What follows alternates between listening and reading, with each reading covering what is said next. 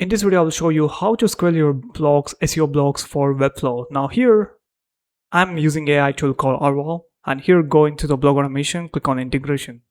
Now, if I click on create integrations, I see different CMSs.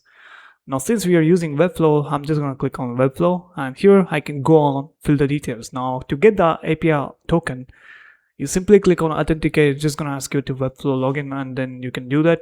And then here, publish immediately. You just don't do this because we want to manually review, and then enter into the draft mode, and then we can choose the Webflow site. If you're really connected, your site shows up, and then the domain also shows up, collection, and then field to use for HTML. There is a much tools right here, and also we have got the embed FAQ scheme. Just click on it because we want the FAQ schema to be added in the blog article. All right, for the Webflow, in WordPress it automatically does, but Webflow we need to manually do that. So Arval automatically does that whenever it is generating an article. So that's how you connect. So as you can see, now I have already connected my domain.